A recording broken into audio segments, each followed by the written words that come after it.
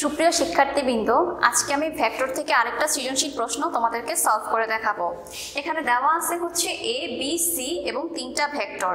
বলা হচ্ছে ক নঙে যে এর উপর বি এর অভিক্ষেপ নির্ণয় করো। তারপর ক্ষয়ে দেওয়া আছে এবং বি দ্বারা গঠিত সমতলের উপর লম্ব একক ভেক্টরটি এর কোন মানের জন্য সি এর উপর লম্ব হবে এবং এ প্লাস বি এবং এ ক্রস বি এর মধ্যবর্তী কোণ নির্ণয় করো। তো প্রথম প্রশ্নটা কি ছিল? বলছে যে এর উপর বি এর অভিক্ষেপ। ফার্স্টে লিখবো যে দেওয়া আছে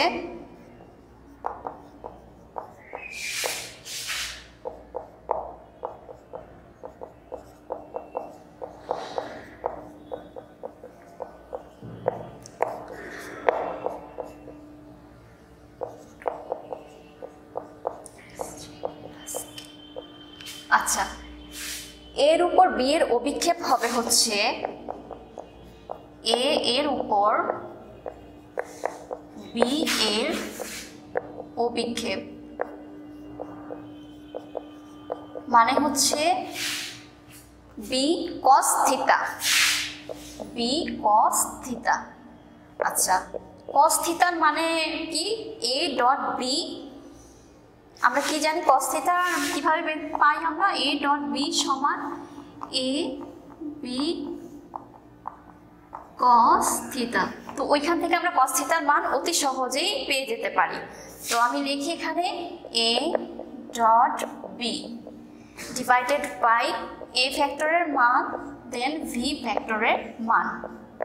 আচ্ছা, এখন দেখো বি বি কিন্তু কাটা দেওয়া যায়, কাটাকাটি গেলে উপরে থাকে কত? এ ডট বি এবং নিচে হচ্ছে এ ভেক্টরের মান। আচ্ছা, এ ভেক্টরের মান কত? আমি মানগুলি এখন বসাই সরাসরি ক্যালকুলেশন করব।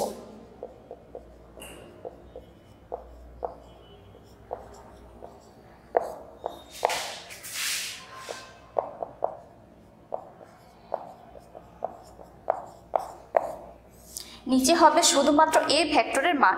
এ ভেক্টরের মান হবে হচ্ছে, আমি লিখতেছি 2 দুগুণে 4 3 থেকে 9 প্লাস 1।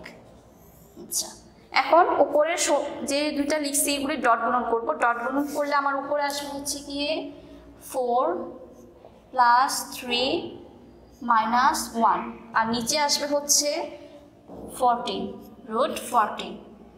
তো আলটিমেটলি আমার রেজাল্টটা কত আসে? আলটিমেটলি আমার রেজাল্ট আসে হচ্ছে গিয়ে 6 বাই রুট পাওয়ার 15। এটাই হচ্ছে আমার অ্যান্সার। কি করলাম? আমাকে বলছে হচ্ছে এর উপর বি এর অভিক্ষেপ নির্ণয় করো। এর উপর বি এর অভিক্ষেপ হবে হচ্ছে বি কস থিটা, কারণ দুটি ভেক্টরের মধ্যবর্তী কোণ হচ্ছে থিটা কোণ।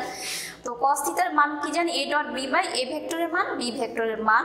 তো বি বি কাটা গিয়ে নিচে থাকে এ। দেন আমি আমার মানগুলি বসাইছি, উপরে ডট গুণন করছি, এ ভেক্টরের মান বসাইছি, ক্যালকুলেশন করছি এবং আমি আমার রেজাল্ট পেয়ে গেছি। এটাই হচ্ছে আমার রেজাল্ট। এখন আমি খ নঙে চলে যাব।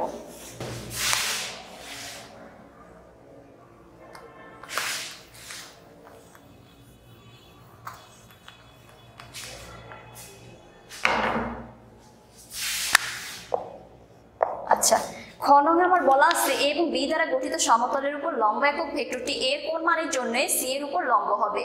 সেটা বের করার জন্য আমাকে কি করতে হবে? লম্ব একক ভেক্টর বের করে নিতে হবে। এ এবং বি ভেক্টরের মধ্যে যে লম্ব একক ভেক্টর আছে সেটা আমাকে বের করে নিতে হবে। আমরা অলরেডি জেনেছি বা শিখেছি যে লম্ব একক ভেক্টর বের করার জন্য ফার্স্টে আমাকে এই দুইটা ভেক্টরের ক্রস গুণন বের করে নিতে হবে। আমি ভেক্টরের ক্রস গুণনটা বের করে নিই আগে।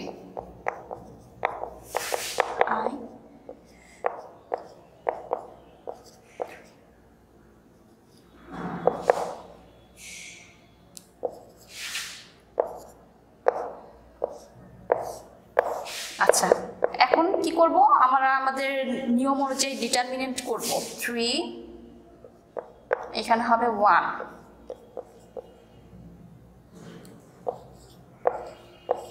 আচ্ছা, জে এর ক্ষেত্রে কি হবে? জে এর ক্ষেত্রে হবে হচ্ছে এটা বাদ এবং এটা বাদ, তাহলে হবে হচ্ছে 2 এবং 1 এর গুণফল মানে 2। এবার করব কে এর জন্য। কে এর জন্য হবে হচ্ছে এই বরাবর এবং এই বরাবর মানে 2 - 6।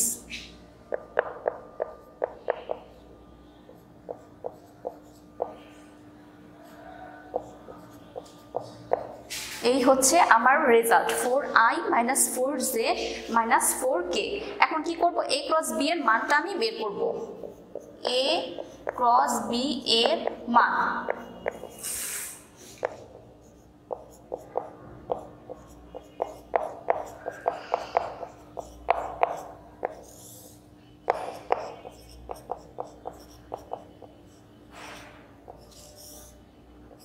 আচ্ছা কত হবে এখানে?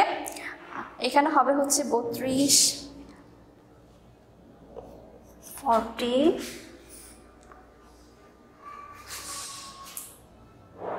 মানে হচ্ছে 4√3। এখানে আমরা ক্যালকুলেশন করে যেটা পাবো সেটাকে আমরা 4√3 লিখতে পারি।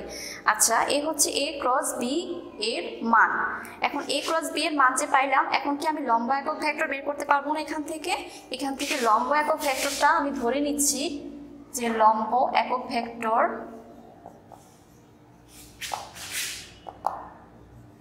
n।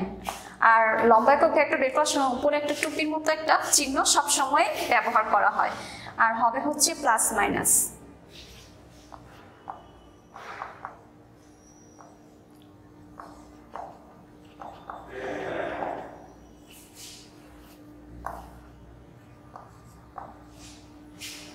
এটাই হচ্ছে আমার মান, যে লম্ব একক ভেক্টর উপরে আমি বসাইছি হচ্ছে a ক্রস b এবং নিচে হবে হচ্ছে গিয়ে a ক্রস b এর মান। এখন আমাকে বলছে যে এর কোন মানের জন্য c এর উপর লম্ব হবে, এই একক ভেক্টরটা কোন মানের জন্য লম্ব হবে। আচ্ছা আমি এখানে একটু ক্যালকুলেশন করে নিতে পারি, সেটা হচ্ছে উপর থেকে 4 কমন নিতে পারি। 4 কমন নিলে 4 কাটাকাটি যায় এবং নিচে থাকে হচ্ছে কি শুধুমাত্র √3। এখন বলছে লম্ব হবে। লম্ব হওয়ার শর্ত কি, দুটা ভেক্টরের ডট গুণন যদি শূন্য হয় তখনই সেটা শুধুমাত্র সেটা লম্ব হবে। তো লম্ব হওয়ার শর্ত আমার জন্য কি, লম্ব হওয়ার জন্য কি করতে হবে, দুটি ভেক্টরের ডট গুণন শূন্য হতে হবে। তো একটা আমি পাইলাম যে n লম্ব একক ভেক্টর পাইলাম, এটা ডট গুণন করতে হবে c এর ভেক্টরের সাথে। তো আমি দেখি কত আসে।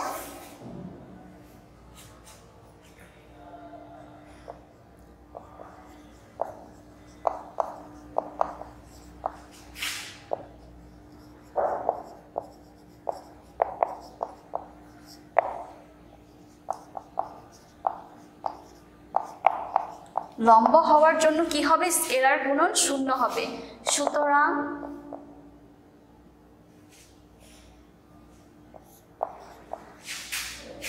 স্কেলার গুণন শূন্য হবে বলতে এত dot c is equal to 0 হবে।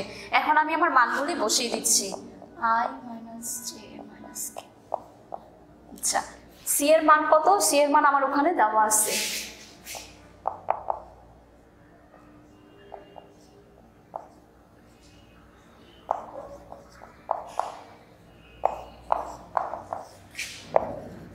এখন কি করব, এটাকে আমি ক্যালকুলেশন করব। তো √3 উভয় পাশে যদি √3 দ্বারা গুণ করি, যেহেতু ওই পাশে 0 আছে, এটা ওই পাশে 0 হয়ে যাবে আর এই পাশে √3 কাটা যাবে, তো প্লাস মাইনাসও তুলে দেওয়া যায়। এখন আমি কি করব, ডট গুণন করব। সেটা করলে হবে হচ্ছে এর সাথে a মাইনাসে মাইনাসে প্লাস 7 10 ইজ ইকুয়াল টু 0 বা a ইজ ইকুয়াল টু 3। এটাই হচ্ছে আমার অ্যান্সার। বলছে যে এর কোন মানের জন্য c এর উপর লম্ব ভেক্টরটি মানে লম্ব a এবং b এর লম্ব একক ভেক্টরটি c এর কোন মানের জন্য c এর উপর লম্ব হবে। তো আমি স্কেলার গুণন করলাম, করার পরে আমি এর মানটা আমি পেয়ে গেছি। আশা করি তোমরা অঙ্কটা বুঝতে পারছো। ফার্স্টে লম্ব একক ভেক্টর বের করছি এবং ওই লম্ব একক ভেক্টরটাকে c ভেক্টর দ্বারা স্কেলার গুণন করছি, যেটা সমান আমি 0 লিখেছি এবং এর মান পেয়ে গিয়েছি। এটাই হচ্ছে আমার অ্যান্সার। তো আমি এখন আমার গণনে চলে যাচ্ছি। আচ্ছা এবার যে অঙ্কটা সেটা বলা আছে হচ্ছে a প্লাস b এবং a ক্রস b এর মধ্যবর্তী কোণ নির্ণয় করো। তো a b দেওয়া আছে, আমি লিখলাম। এখন a প্লাস b এটাকে আমি কিছু একটা ধরে নিই, ধরি c is equal to a plus b vector.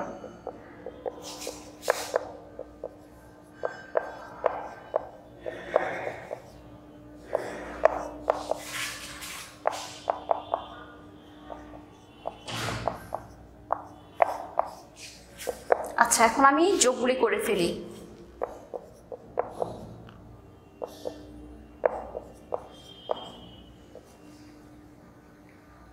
4i 4j, এখানে আসবে হচ্ছে গিয়ে 0k।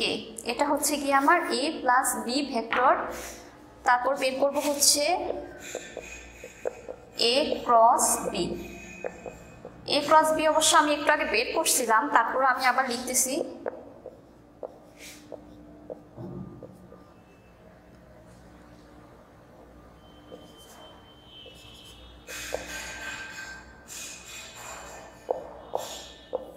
আচ্ছা, a ক্রস b যদি আমি ক্যালকুলেশন করি সেটা কত হবে? a ক্রস b ক্যালকুলেশন করলে হবে হচ্ছে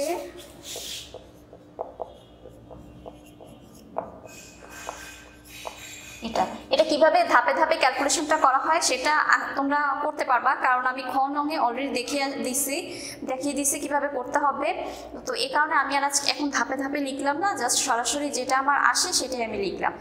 এখন a প্লাস b, মানে এখানে c ধরলাম এবং d ধরলাম, a প্লাস b এবং a ক্রস b এর মধ্যবর্তী কোণ। এখন এগুলো যে লিখলাম, এখন তো আমাকে এগুলোর মান বের করতে হবে, কারণ আমরা কি জানি কোণ বের করার ক্ষেত্রে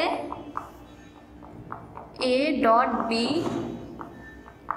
a এবং b এর মান বের করতে হয় সেটা আমরা জানি। তো সুতরাং এখন আমরা কি করব? c ভেক্টরের মান বের করব। c ভেক্টরের মান হবে হচ্ছে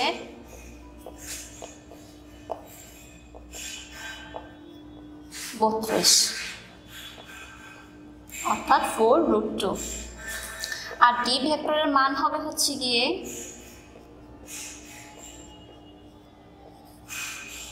d ভেক্টরের মানটাও আমি একটু আগে করে দেখাইছি, সেটা হবে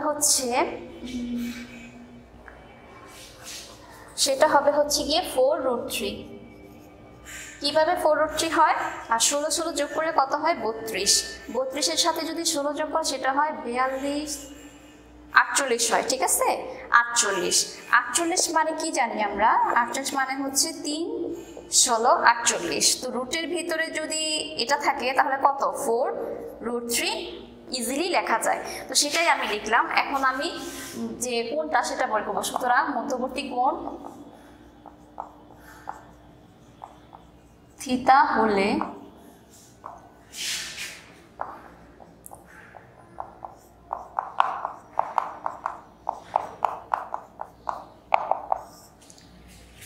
c ভেক্টর ডট হচ্ছে d ভেক্টর, মানগুলি বসাই।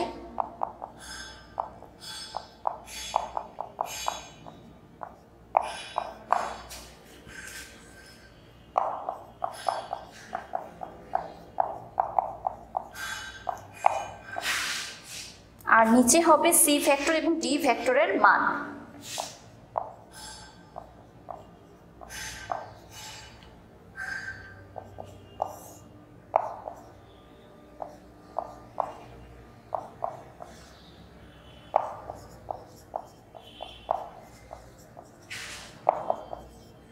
সুতরাং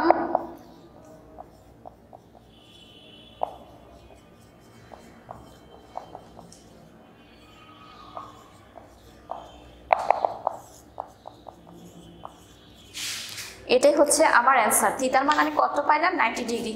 কি লিখলাম? ফার্স্টে a প্লাস b এবং a ক্রস b আমি c এবং d দুটি ভেক্টর ধরে নিয়ে ক্যালকুলেশন করছি। তারপর cos theta equal to c ভেক্টরের মান, d ভেক্টরের মান, d ভেক্টর এবং নিচে c d এর আলাদা মানগুলি আমি অলরেডি এখানে বের করছি। বের করার পর মানগুলি ওখানে সরাসরি বসাই দিছি, দেখলাম যে 0 এসেছে। তো 0 আসার পরে আমরা কত জানি যে cos 90 ডিগ্রির মান হচ্ছে 0। তো থিটা ইকুয়াল টু আমি 90 ডিগ্রি লিখে ফেললাম। আশা করি তোমরা অঙ্কটা বুঝতে পারছো। ধন্যবাদ সবাইকে।